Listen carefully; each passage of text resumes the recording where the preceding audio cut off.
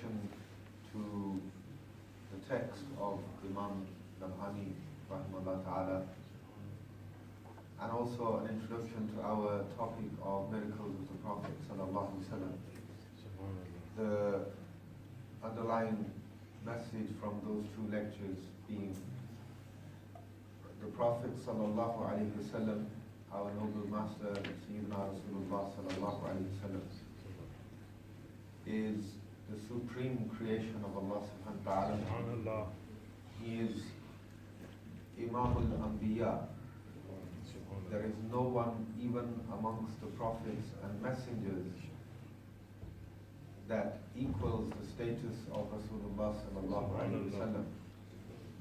And that every single miracle that was given to any prophet or messenger before the Prophet sallallahu alaihi wasallam was also given to Sayyidina Rasulullah sallallahu alaihi wasallam in similar or even greater and clearer form. And that's one of the beliefs of the Ahlul Sunnah wal Jama'ah, which Imam Yusuf bin Ismail al-Hani rahimahullah ta'ala, which he asserts in this book right at the beginning. And under that declaration, he then, in two separate places, one briefly which I have taken you through, and slightly further ahead in some more detail, he looks at the miracles of previous prophets and messengers, just to highlight the greatness of the miracles of Rasulullah sallallahu alaihi wasallam. And then he works from there in a particular sequence. He talks first of all about miracles related to Rasulullah sallallahu alaihi wasallam prior to his birth, prior to even the arrival of Sayyidina Rasulullah sallallahu alaihi wasallam into this physical realm and this dunya. And then he talks about the actual birth of Rasulullah sallallahu alaihi wasallam and the miracles that were witnessed at the time of the birth of Rasulullah sallallahu alaihi wasallam. And then he moves on from there and he talks about the various different categories of miracles that were observed and witnessed during the physical lifetime of the Prophet sallallahu alaihi wasallam. And he dedicates sections of this book to each of those categories. Amongst them, for example, the miracle of the Quran is very prominent, and he dedicates a very large section of his book specifically to the Holy Quran, and referring to it as perhaps the greatest and the living miracle of the Prophet sallallahu alaihi wasallam, which will continue until the end of time. And so that's something that we need to look at in some significant detail. Now, just to give you a heads up that in terms of my own manner of teaching, I don't like to rush through things. I don't like to do injustice to a particular topic, especially if I'm teaching. You know, if you're speaking in a jalsa or a program that's something different, you can pick and choose and make things long, make things short. But when I'm teaching, I don't like to hurry through and just rush through things, especially subjects like the seerah of the Prophet sallallahu alaihi wasallam or these miracles of the Prophet sallallahu alaihi wasallam. There are various sections here which deserve a lot more time than we can give. But at least we need to make an adequate effort to understand what the principle behind it is.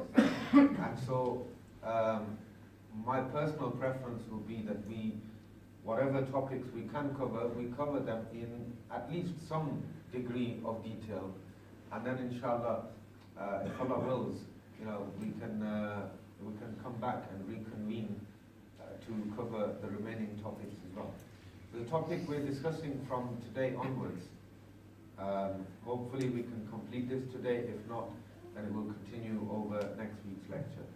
So the next topic that we move on to is the basharat and glad tidings that were given of the Prophet ﷺ's coming into this world on the tongue of previous prophets and messengers and in all previous books and scriptures that Allah subhanahu wa ta'ala reveals.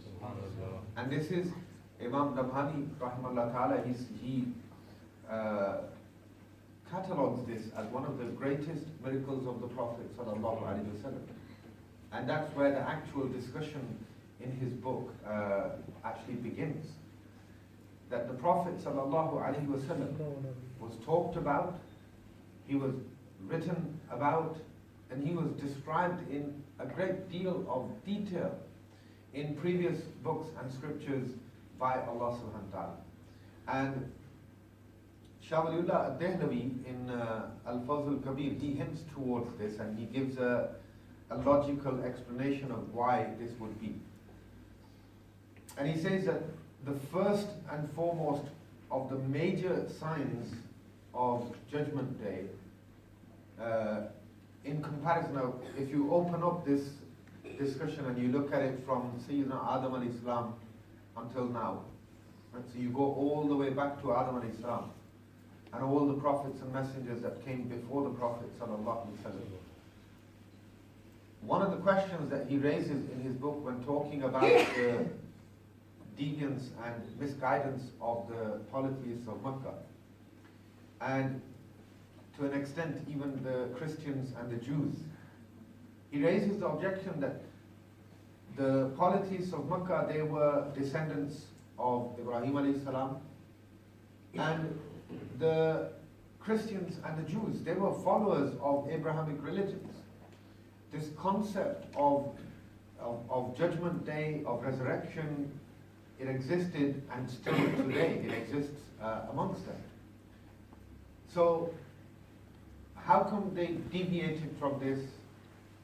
Why did they end up not being firm in this belief that they will be resurrected, that they will be held to account? And how come this belief became flawed? Like the Quran describes as well. For example, the Jews at that time, what they said, "Nahnu abna'ullah wa ahibba'u." We are Allah's beloveds. We will only be entered into the hellfire for a limited number of days. Those 40 days that our ancestors worshipped the statue of the calf, we will all be collectively punished for that for 40 days, and then we'll all be released. And so do whatever you may. If you are a Jew, then this is what's going to happen.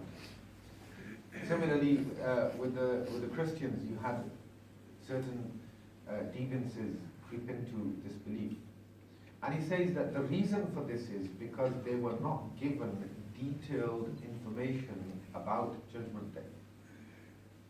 That relative to the information that Sayyidina Rasulullah sallallahu alaihi wasallam gave, and the information that we have, all the detail in terms of right from the moment that a person dies even.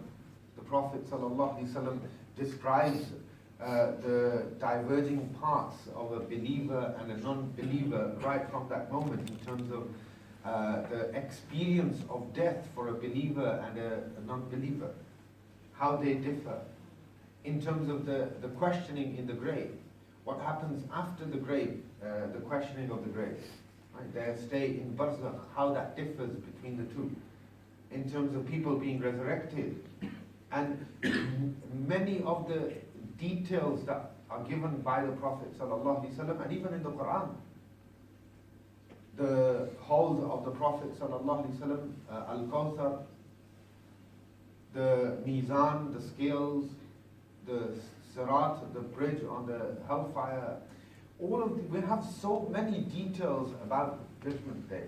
And he says that the previous nations were not given that detailed picture of Judgment Day. But why not? If we were, why weren't they given the same information? Because everyone is going to be resurrected. Everyone will experience Judgment Day. And the answer he gives is, he says that for them, the greatest sign and indicator of Judgment Day coming would have been the coming of Rasulullah sallallahu alaihi wasallam.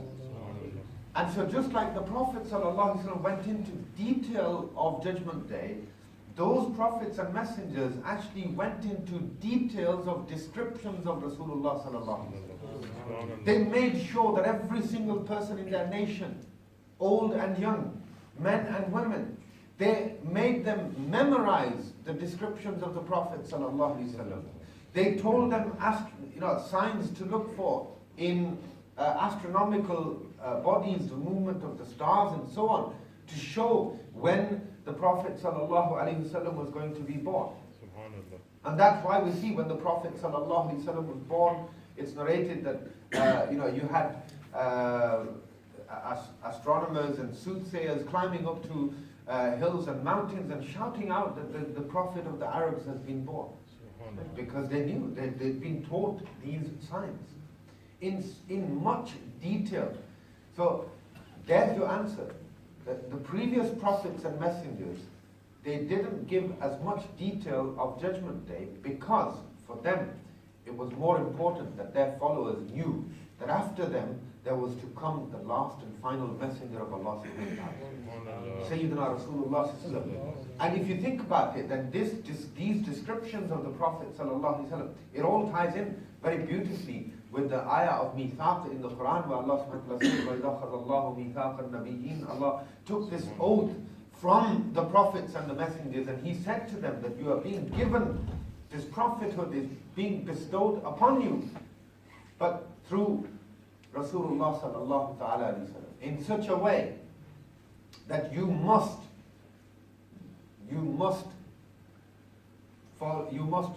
help.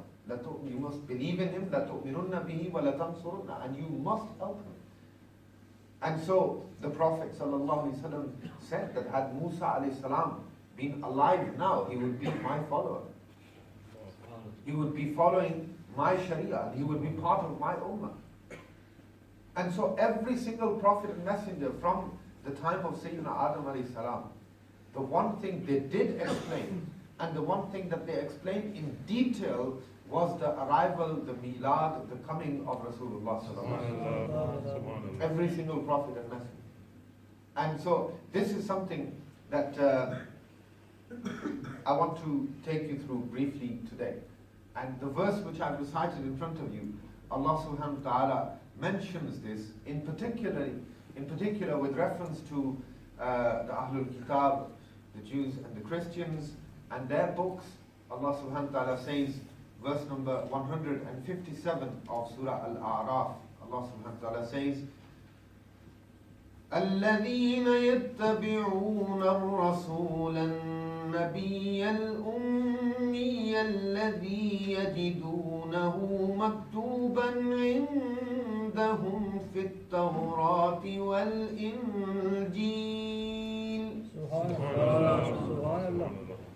يأمرهم. Allah subhanahu wa ta'ala says that الذين يتبعون الرسول النبي الأمي, those who followed, those who obey and follow the messenger, the prophet who is untutored. And that's the correct interpretation of that word ummi, not illiterate, as some have dared to say. Ummi, untutored by anybody in the creation of Allah subhanahu wa ta'ala. Taught only and directly by Allah subhanahu wa ta'ala. الَّذِي يَجِدُونَهُ مَكْتُوبًا عِنْدَهُمْ فِي التَّوْرَاةِ وَالْإِنْجِيلِ, the one that they find written about in the Tawrat and the Injil, the Torah and the Gospels. يَأْمُرُهُمْ بِالْمَعْرُوفِ, He commands them to do good. وَيَنْهَاهُمْ عَنِ الْمُنْكَرِ, and He prohibits them from bad. وَيُحِلُّ لَهُمُ الطَّيِّبَاتِ, and He makes halal for them pure things. وَيُحَرِّمُ عَلَيْهِمُ الْخَبَائِثِ, and He makes haram upon them, He forbids upon them that which is impure. وَيَدَعُ عَنْهُمْ إِصْرَهُمْ, and He removes from them their burdens, وَالْأَغْلَالَ الَّتِي كَانَتْ عَلَيْهِمْ, and the shackles that they were in. فَالَّذِينَ آمَنُوا بِهِ, thus those who believe in Him, وَعَزَّرُوهُ, and honor him. وَنَصَرُوهُ, and help him. وَاتَّبَعُوا النُّورَ الَّذِي أُنزِلَ مَعَهُ, and they follow the nur, the light, which was sent with him. أُولَٰئِكَ هُمُ الْمُفْلِحُونَ, they are the ones who are prosperous. So here Allah subhanahu wa ta'ala talks about the Prophet sallallahu alaihi wasallam being described in the previous texts. And that's our discussion, our next point of discussion. These descriptions of the Prophet sallallahu alaihi wasallam. And what were they?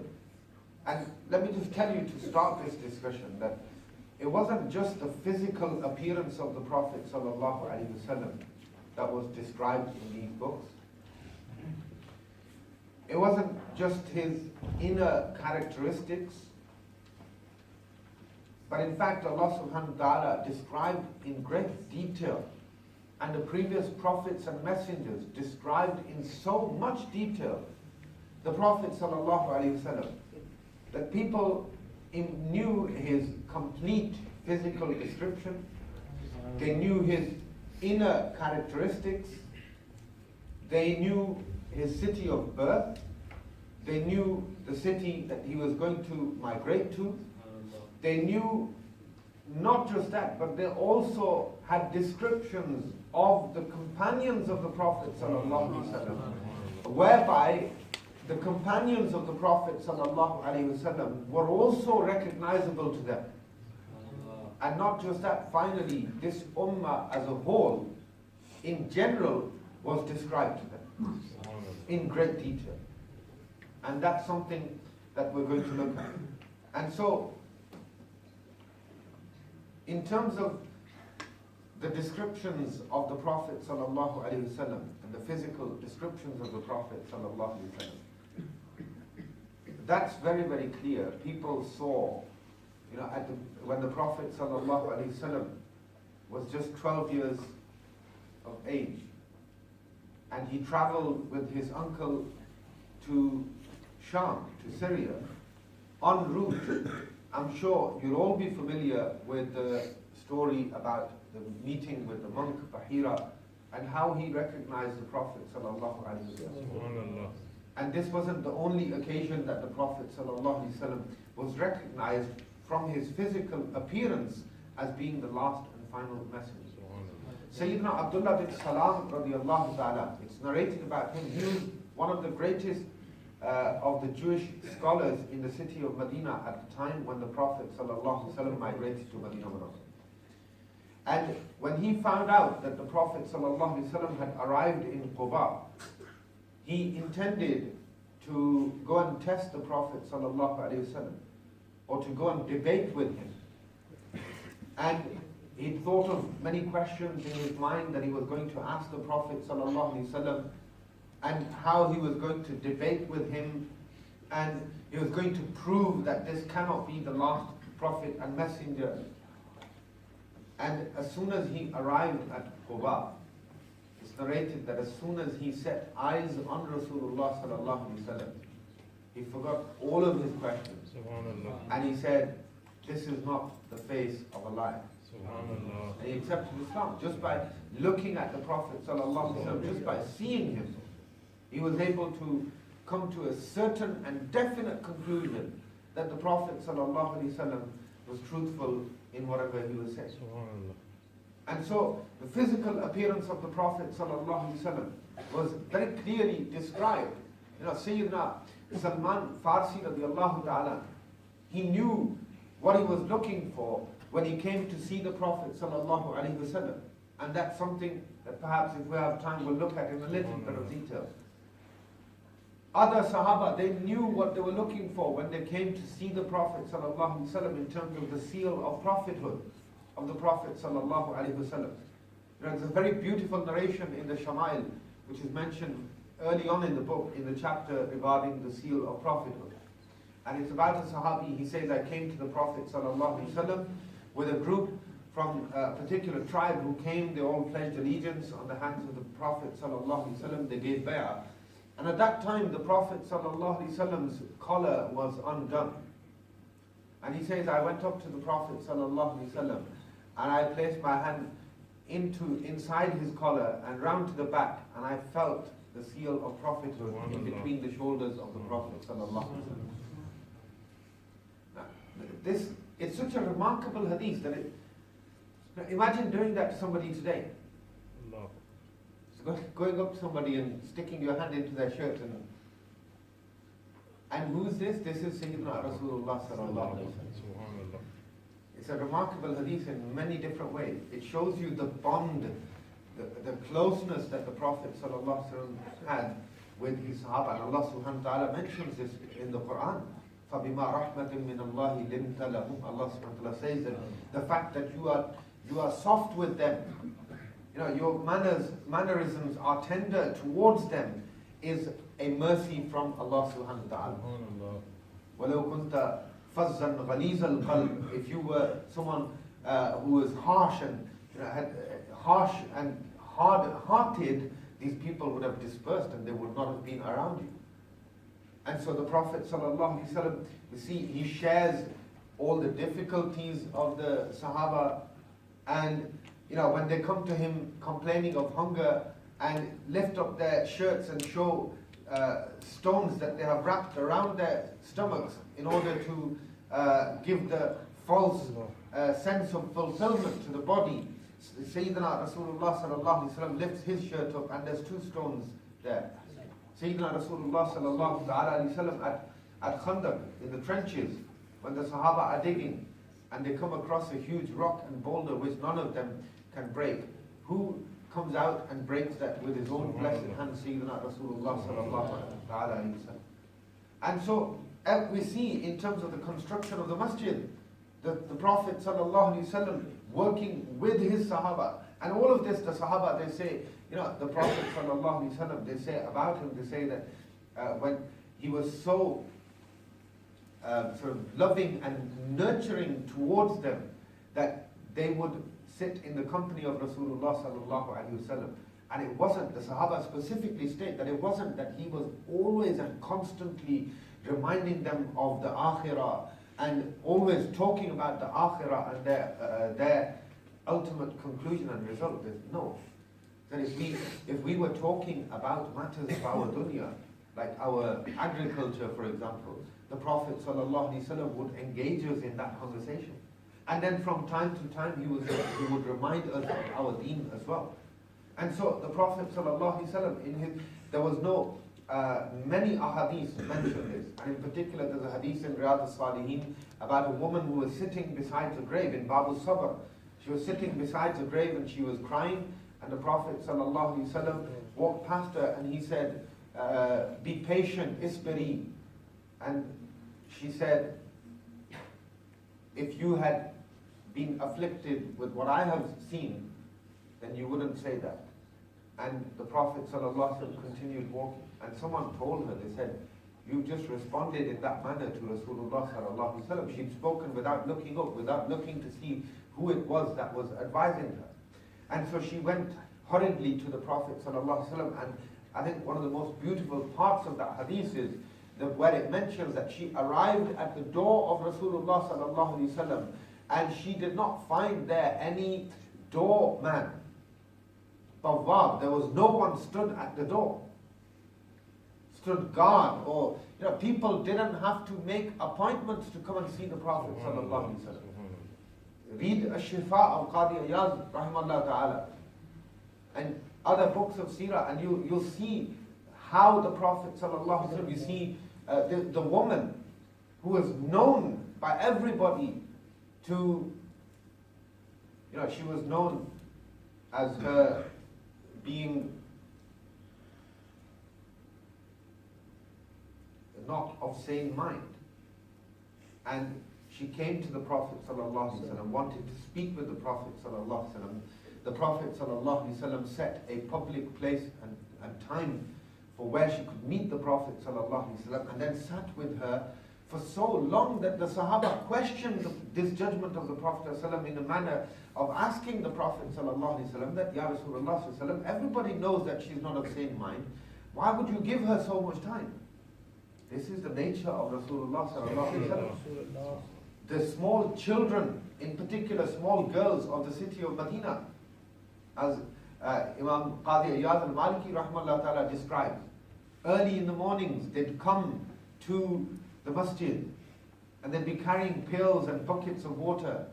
They'd come to the Prophet sallallahu alaihi wasallam and they'd ask the Prophet sallallahu alaihi wasallam to dip his hand in that bucket or pail of water.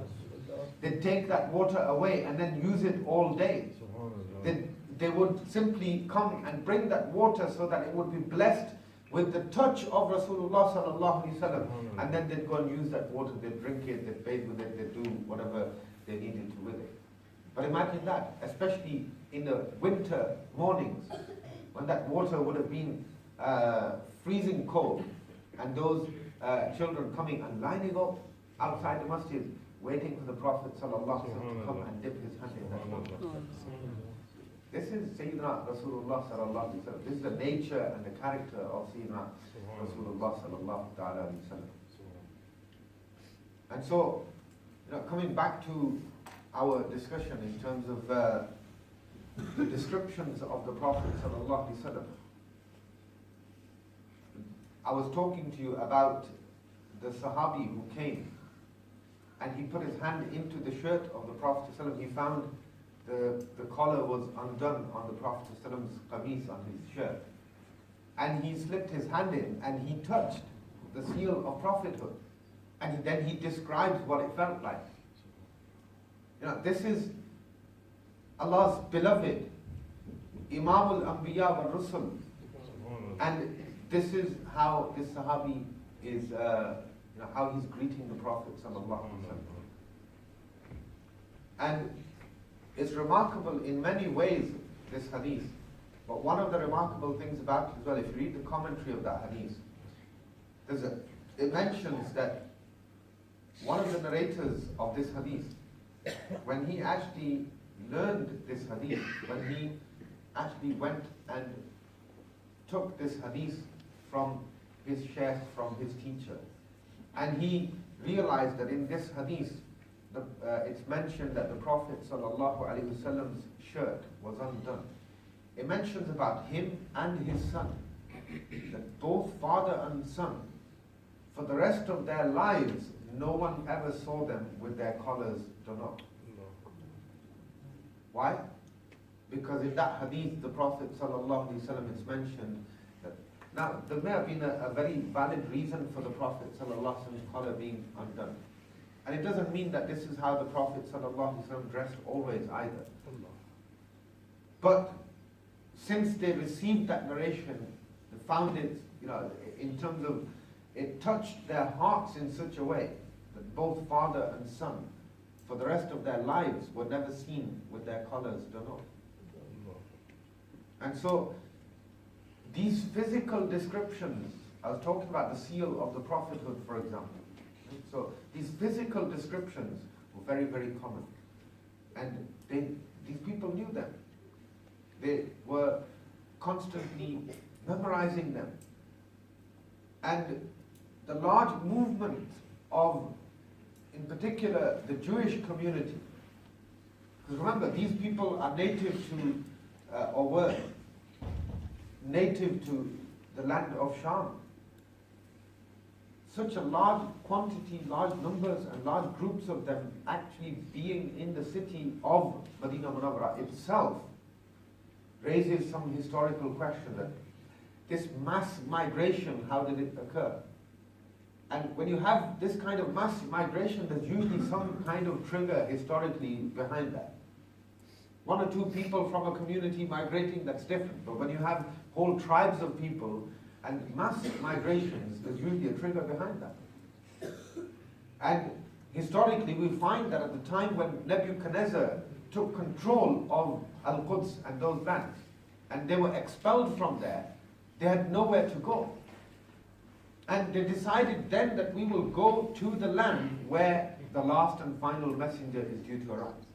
We will go there and we will wait for him. And it's quite imaginable them sitting around at night and actually reminding themselves of those stories and passing them on to their children, those descriptions of Sayyidina Rasulullah sallallahu alaihi wasallam.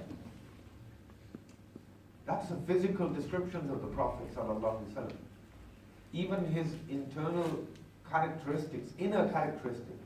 By that I mean like patience.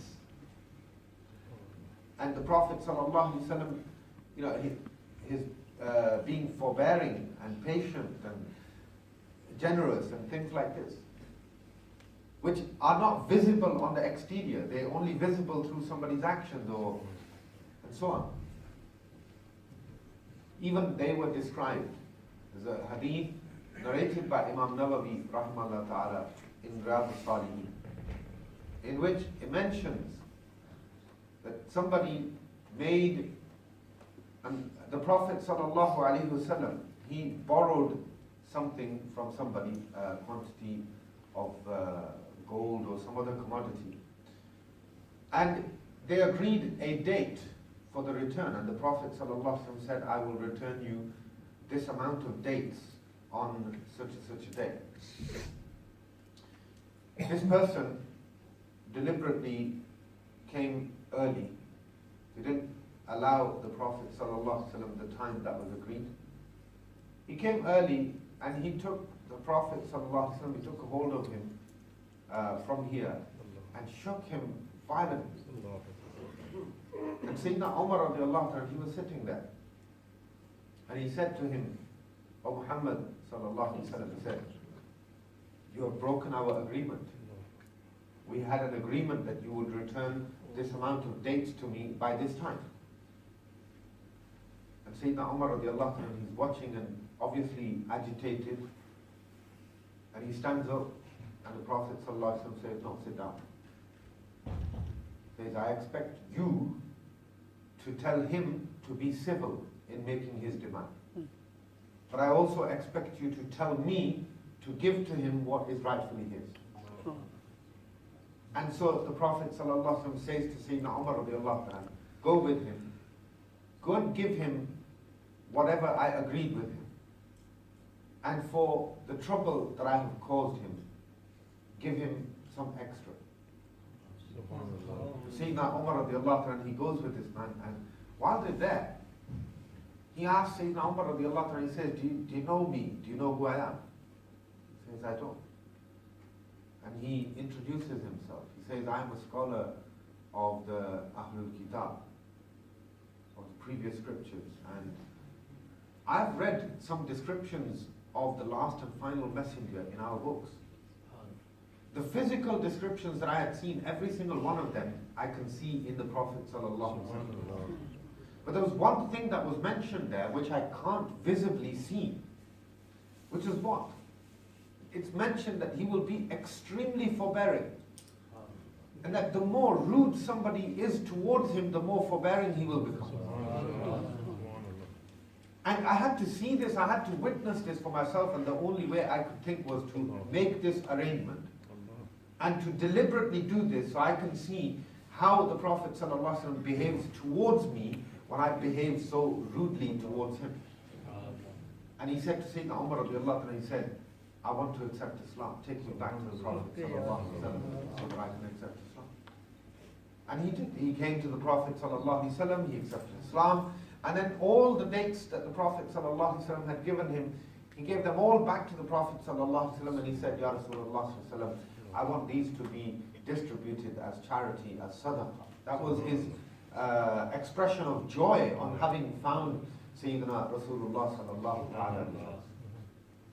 Physical descriptions of the Prophet sallallahu alaihi wasallam, the inner characteristics of the Prophet sallallahu alaihi wasallam, his place of birth and even his place of migration, explained in so much detail that when Sayyidina Salman Farsi radiallahu ta'ala, I've explained to you from both perspectives if you look at it. From the Jewish perspective, the mass migration, and why did they end up there? How did they know that this is the place where the last and final messenger is going to arrive? And then see, from the Christian scriptures and that perspective, from the biblical perspective, Sayyidina Salman Farsi radiallahu ta'ala, he spent a great deal of time studying with Christian scholars.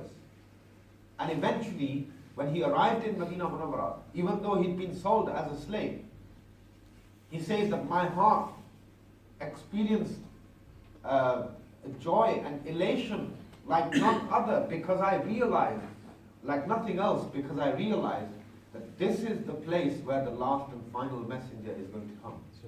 Just by looking at the landscape, he knew this is the place where the last and final messenger is going to come. And he said, at least I can wait here for his arrival. And then we'll talk, inshallah, a little bit more detail about this, perhaps in our next session of Sayyidina Salman Farsi radiallahu ta'ala, and also some other incidents in relation to people actually recognizing Medina Munawwara as a city of migration of Rasulullah sallallahu alaihi wasallam. Moving on from that, I want to conclude with a couple of narrations. Today's session I want to bring to a close with a couple of narrations which Imam Nabhani rahmallahu ta'ala narrates. And these are regarding the fact that not just the Prophet ﷺ was described in those previous books and scriptures and by the previous prophets and messengers and was recognizable to them. His companions were also described and they were also recognizable. One narration which he mentions is regarding Sayyidina Umar bin Khattab radiallahu ta'ala. And he narrates this back to Imam Ibn Asakir. He says, Ibn Asakir narrates from Zayd bin Aslam. He says, أخبرنا Umar ibn al-Khattab radiallahu ta'ala, and he says that we were told by Sayyidina Umar bin Khattab radiallahu ta'ala, and he informed us of this. So this is something that Sayyidina Umar bin Khattab radiallahu ta'ala experienced himself, and then he narrated himself. And so he says, خرجت مع ناس من قريش. He says, I left with a group of people from the Quraysh, and we went on a trip to Sham. And this was a business trip, a business expedition to Sham. And he says himself, fil jahiliyyah, fi tijaratin ila Sham fil jahiliyyah. He says that this was before he accepted Islam. So bear this in mind, that this is an incident that took place. And Sayyidina Umar bin Khattab radiallahu ta'ala, he accepted Islam in the 6th year after the revelation. And so, even if it was after the revelation, it was within those first 6 years before he accepted Islam. Or, it actually may well have been from even before the declaration of the Prophet sallallahu alaihi wasallam. And so, he says, I went there and we tended to our business, and we all then left together to come back to Mecca. And so, he said, but I remembered that I still had some business to tend to in Sham. And so I said to my companions, you carry on, go back to Mecca. I'm going to go back to Syria. I'm going to go back to Sham. I'm going to finish off my business and I will catch up with you. I have a good, fast horse. I will catch up with you. And so he says that, فَوَاللَّهِ, he says, by God, I was walking through one of the markets of Sham. And I walked past a particular building. And somebody came from behind me, فَأَخَذَ بِعُنُقِي. He took a hold of me from behind, from the scruff of my collar. Or he took a hold of me by my neck, from behind. And he dragged me into what appeared to be a church. He took a hold of me by my neck from behind and dragged me into this church. And I saw that there was a huge pile of earth. And he gave me a spade and he said, start shifting it, start moving it. And so, he says that I just sat there thinking what's going on, what's happened. And didn't do any work. When he came back, he saw that I hadn't done any work, and he was very angry with me. But I found an opportunity to strike him across the head and get out of there. He struck him across the head and injured him, left him there, and he escaped from there. It says, I escaped from there, and then فَمَشَيْتُ بَقِيَّةَ يَوْمِي وَلَيْلَتِي, the rest of that day and that night I continued traveling. And eventually I came to another, what appeared to be a church. And I rested underneath the wall of that church. And I took shade underneath the wall, and I sat next to it when all of a sudden someone came up to me and he said, Ya Abdullah, said, oh, servant of Allah, Ma yujlisuka hahuna, what makes you sit over here? Why are you sitting here? And so I replied to him, قُلْتُ ضَلَلْتُ عَنْ أَصْحَابِي, that I've been separated from my companions. And so he came to me, فَجَاءَنِي بِطَعَامٍ وَشَرَابٍ, he came to me with some food and some drink. And he looked after me, and then he looked at me very carefully. He started looking at me very observantly, as if he's actually looking for something, searching for something, and started looking at me in that way. And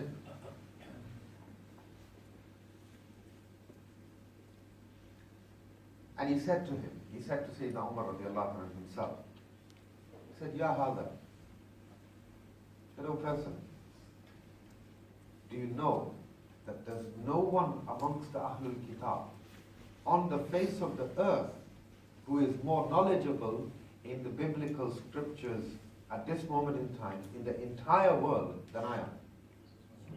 He said to him, he said to him, I am the greatest scholar of the biblical texts anywhere in the world at this time.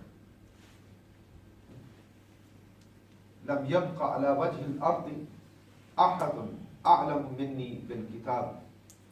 There isn't anyone more knowledgeable in the biblical scriptures than I am. And he says, وَإِنِّي أَجِدُ صِفَتَكَ. I've seen your descriptions. He's talking to Sayyidina Umar radiallahu anhu, and this is in the time of Jahiliyyah. He says, I've seen your descriptions.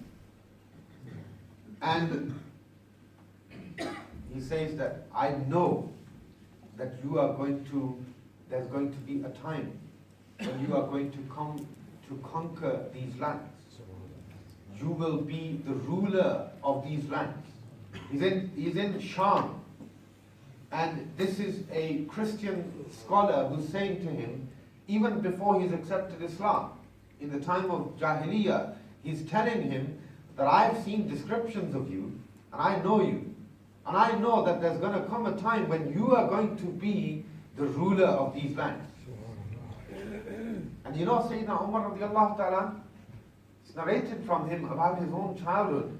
It's narrated that sometimes, when he was the ruler of 2.2 million square miles, he would sit and weep often. And he would say that I am the Umar, that my father would give me 12 camels, and he would beat me because I couldn't get them in a straight line. When I straightened a few of them at the front, the ones at the back escaped from me. When I got to the back ones, the front ones escaped from me. And he says, this is who I was until I met Rasulullah sallallahu alaihi wasallam. The association with the Prophet sallallahu alaihi wasallam is what made him Umar. And he acknowledged this, that this is who I was until I met Rasulullah sallallahu alaihi wasallam.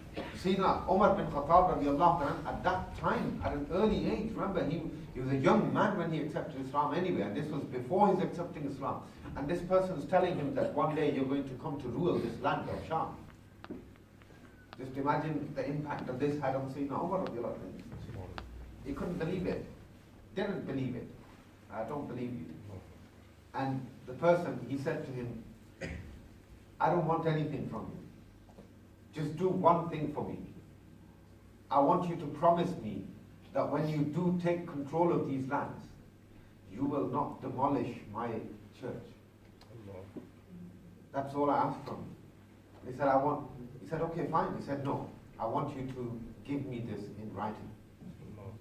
I want it in writing. I want you to write it for me or to sign off something in writing. And he went, he brought out a parchment, he wrote on it, and he made Sayyidina Umar bin Khattab radiallahu ta'ala write on it. He made him sign it. And then he asked him, he said, what's your name? And Sayyidina Umar bin Khattab radiallahu ta'ala said to him, my name is Umar ibn Khattab.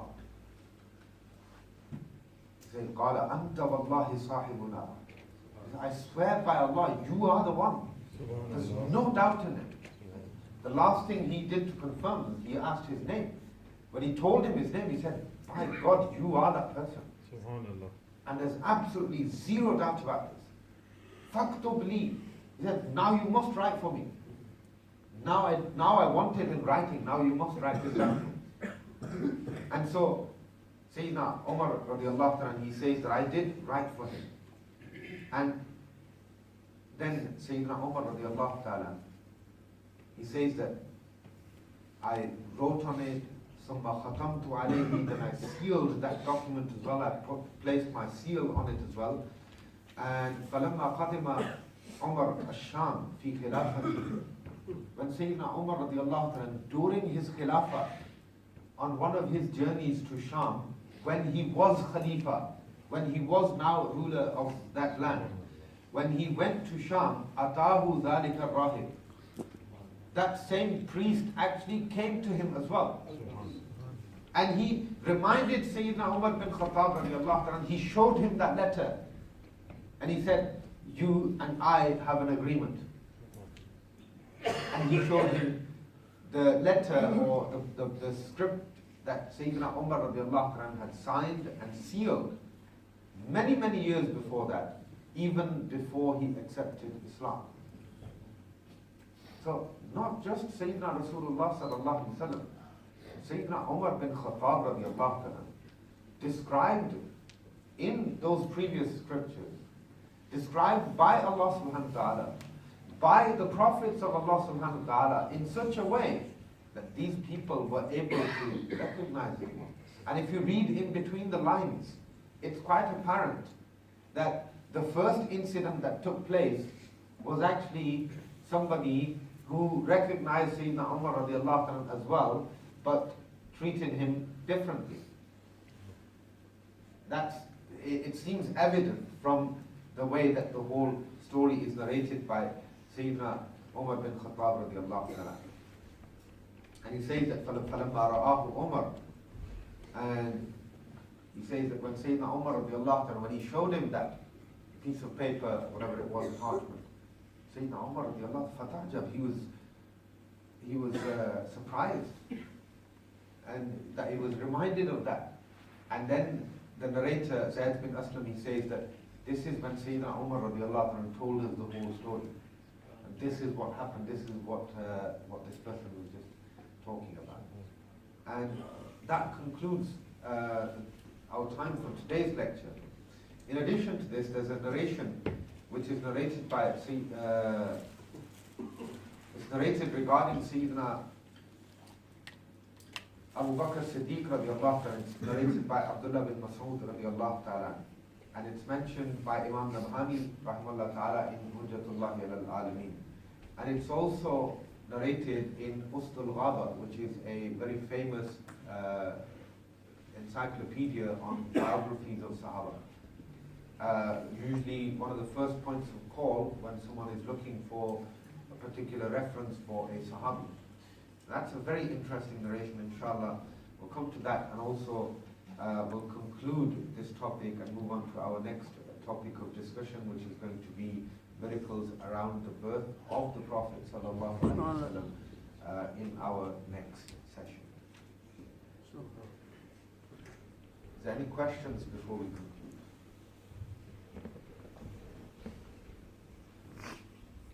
اللهم صل على سيدنا ومولانا محمد وعلى آل سيدنا ومولانا محمد وبارك وسلم. اللهم ربنا تقبل منا إنك أنت السميع العليم وتب علينا إنك أنت التواب الرحيم. اللهم ربنا آتنا في الدنيا حسنة وفي الآخرة حسنة وقنا عذاب النار. آمين. وأدخلنا الجنة مع الأبرار يا عزيز يا غفار يا رب العالمين. ربنا اغفر لنا ولإخواننا الذين سبقونا بالإيمان ولا تجعل في قلوبنا غلا للذين آمنوا ربنا إنك رؤوف رحيم. صلى الله تعالى على خير خلقه محمد وعلى آله وأصحابه أجمعين. Just to spell it out for anybody who didn't make the quite obvious connection. This description of Sayyidina Umar radiallahu ta'ala indirectly, and in fact in many ways directly, is a miracle of Rasulullah. That's what Imam Nabhani is saying. He was talked about so much that even his companions were recognized by people. Quick question. When the Jews knew about the Prophet ﷺ, his description, didn't they know that he was coming from the patriarchs of Ismail rather than, because this is always... Yes, that was the main reason for not believing. Ta'assub. Got a small question. Yep. Did that Christian monk accept Islam? It doesn't mention in the narration, so I can't say. It doesn't mention.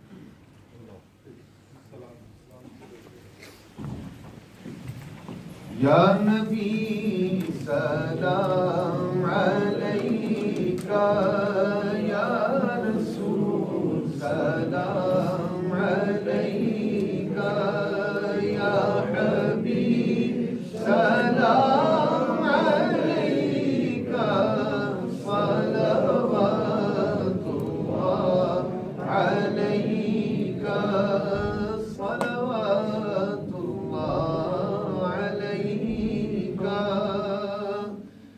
طلع البدر علينا من ثنيات الوداع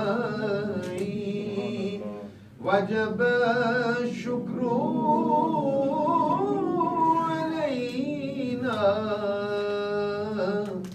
ما دعا لله داعي أنت شمس أنت بدر أنت نور فوق نوري أنت مصباح الثريا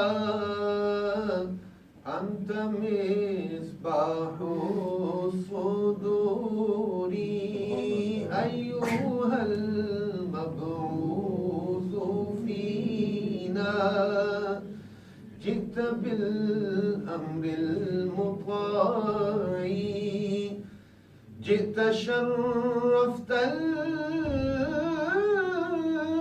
المدينة مرحبا يا خير داعي يا نبي سلام عليك يا رسول سلام عليك يا حبيب سلام عليك صلوات الله عليك صلوات الله عليك. اللهم صل على سيدنا ومولانا محمد وبارك وسلم. ربنا تقبل منا انك انت السميع العليم وتب علينا انك انت التواب الرحيم. صلى الله تعالى على خير خلقه محمد وعلى اله واصحابه اجمعين. امين برحمتك يا ارحم الراحمين. ان شاء الله